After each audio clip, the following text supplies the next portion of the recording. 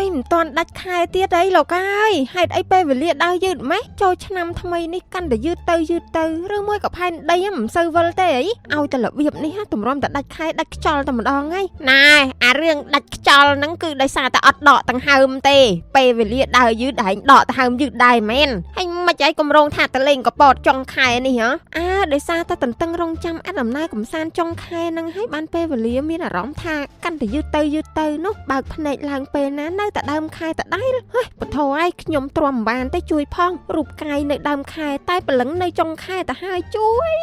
ណែស្អីក៏ដោយបើឯងអង្គុយចាំវានឹងកាន់តែយឺតធ្វើហីទៅវានឹងដល់លឿនណៃអញ្ចឹងតើបានជាដល់ថ្ងៃបងទឹកបងភ្លើងបងបន្ទប់បងតុងទីនលឿនយ៉ាងហ្នឹងព្រោះខ្ញុំធ្វើហីហ៎អញ្ចឹងខ្ញុំនឹងរៀនតាមឯងណាមិត្តសម្លាញ់តោះឮថាមេហៅប្រជុំអីដឹងតែត្រូវមាត់ទៀតហើយយើងមែនណៃឆ្ងល់ដែរពួកយើងសិតតែល្អសោះកោតតែគាត់រកកំហុសពួកយើងឃើញរហូតណោះមនុស្សដូចលោកស្រីប្រធាននេះហ่ะរឿងការងារមិនសូវប៉ិនទេតែបើរឿងមើលបំណាំបកកែជាងមើលរឿងភាគទៀតទោះល្អឥតខ្ចោះយ៉ាងណាក៏គាត់រកកំហុសឲ្យបានដែរតែសើតែមកថ្ងៃណែកុំនិយាយដើមមេច្រើនពេកយ៉ាងណាក៏គាត់មានចំណុចល្អ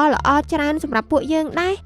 ឯងជាមនុស្សដឹងគ្រប់រឿងអញ្ចឹងប្រកាសជាដឹងដែរហើយថារាល់ការភ្ជាប់គម្រោងកាដូណាមួយចាប់ពីថ្ងៃនេះរហូតដល់ថ្ងៃទី31ខែមីនាឆ្នាំ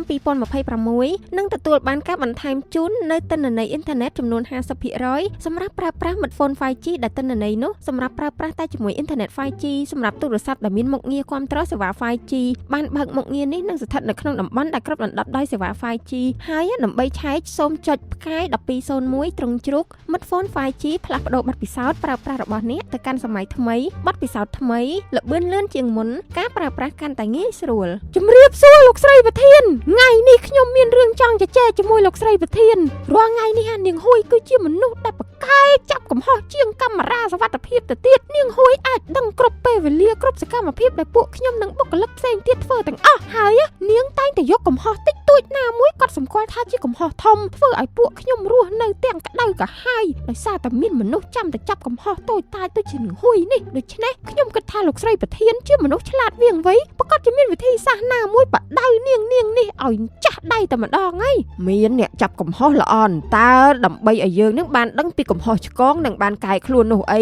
ឯងកុំមានការតូចចិត្តអីនឹងនាងហ៊ួយវាគ្មានអំណាចអីមកចាត់វិធានការលើពួកឯងនោះទេខ្ញុំជាមេខ្ញុំដឹងណាស់ថាអ្នកណាយ៉ាងម៉េចនោះតែពួកវារំខានចិត្តនឹងណាលោកស្រីប្រធាននាងហ៊ួយហ្នឹងវាមិនដែលនិយាយពីរឿងល្អរបស់គេទេនិយាយក្នុងអង្គប្រជុំពេលណាក៏ថាគេនឹងអាក្រក់រហូតល្អតែវាមួយគត់អញ្ចឹងលោកស្រីប្រធានត្រូវតែចាត់ការឲ្យពួកខ្ញុំដើម្បីឲ្យវាអន់អាចរិតចាប់កំហុសគេឯងនឹងខ្លះទៅមើលទទួលបញ្ជានាងហ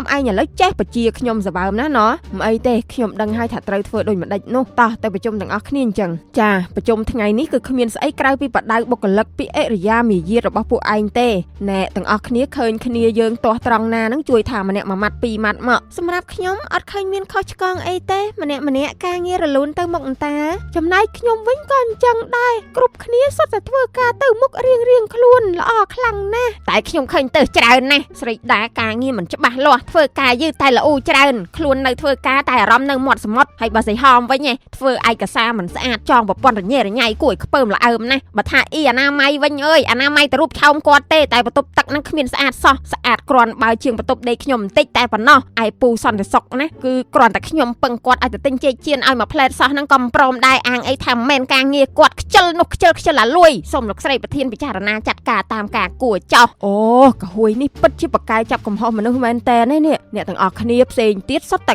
គ្មានគំនិតគ្មានឃើញកំហុសឆ្គងគ្នាទាល់តែសោះបើអញ្ចឹងខ្ញុំសូមផ្អាកមិញអនាម័យផ្អាកពូសន្តិសុខចោលមួយរយៈសិនល្អណាស់លោកស្រីប្រធានគិតទៅសម្ដីខ្ញុំពិតជាមានឥទ្ធិពលមែនចង់ឲ្យតុកចង់ឲ្យដកมันអត់ប្រយោជន៍ទេអាប៉ិនខាងទៅនោះ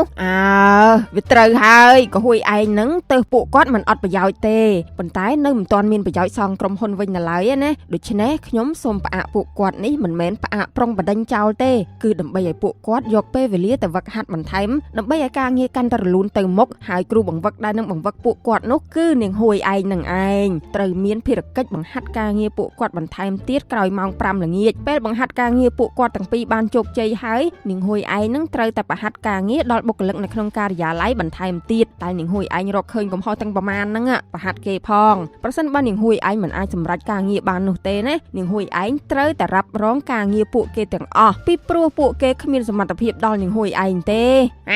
ហើយខ្ញុំមិនមែនជំនាញខាងហ្នឹងឯណាមិនបានជាឲ្យខ្ញុំទៅបរៀនរបៀបការងារដល់ពួកគាត់ទៅវិញចុះប្រងឲ្យអ្នកណាបរៀនពួកគាត់បើគេផ្សេងមិនឃើញពីកំហុសរបស់ពួកគាត់ផងហ្នឹងគឺមានតែនាងហួយឯងហ្នឹងហើយអញ្ចឹងបានសេចក្តីថានាងហួយឯងបើខាងចាប់កំហុសគេហ្នឹងលឿនណាស់តែបើរកវិធីកែកំហុសគេវិញគឺមិនអាចរកបានទេមែនអត់គ្រាន់តែកំហុសតូចតាចតិចតួចក៏នាងលើកមកនិយាយដូចជារឿងធំធ្វើឲ្យរលំរលាយក្រុមហ៊ុនអញ្ចឹងបែបនេះបានសេចក្តីថានាងហួយចាប់កំហុសគេដើម្បីទៅជន់គេដំឡើងខ្លួនឯងតែប៉ុណ្ណោះស្អប់បំផុតអាមនុស្សចេះទៅចាប់កំហុសតែមិនចេះកែកំហុសនេះវាអត់ប្រយោជន៍យល់ទេមនុស្សខ្លះឲ្យចាប់កំហុសរូតែឲ្យកែកំហុសរត់